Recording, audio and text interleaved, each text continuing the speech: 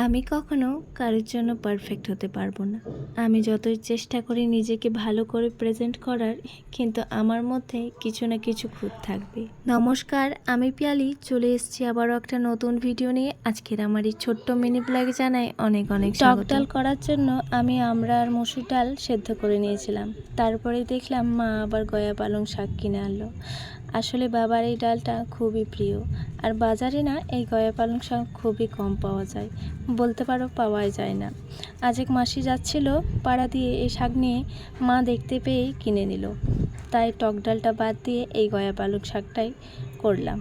জানো তো, আমি যেমন কারোর কাছে পারফেক্ট হতে পারবো না, আমার মধ্যে যেমন কিছু না কিছু খুঁত বার করবেই, সেটা কিন্তু শুধু আমার ক্ষেত্রে নয়, আমিও কিন্তু ঠিক তেমনটাই একইভাবেই তার মধ্যে খুঁত ধরবো।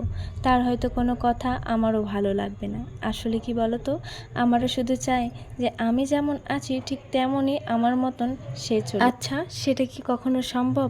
আমার রুচিবোধ আলাদা, আমার পছন্দ আলাদা, আমার ভালো লাগা আলাদা, ঠিক তেমনই তারও রুচিবোধ আলাদা হবে, তারও পছন্দ আলাদা হবে। এর থেকে ভালো আমরা আমাদের কাছে পারফেক্ট হয়, কারোর কাছে আমাদেরকে প্রেজেন্ট করার কোনোই দরকার নেই। আমরা যেমন আছি আমরা নিজেদেরকে সেরকমই মেনে নিয়ে খুশি থাকি। এদিকে দেখো, তোমাদের সাথে গল্প করতে করতে বা জ্ঞানের কথা বলতে বলতে আমার কিন্তু রান্না হয়ে গেছে। এটা হচ্ছে কচুতে আলুতে দম। এটা খেতে আমার তো ভীষণই ভালো লাগে, তবে বরমশাই আবার অতটা পছন্দ করে না, কিন্তু মাঝে মধ্যে তো খেতে ইচ্ছে হয় তাই করি।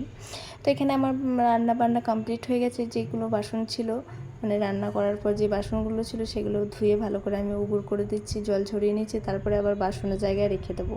আর এই হটপটটা ওদিকে মেজে নেব।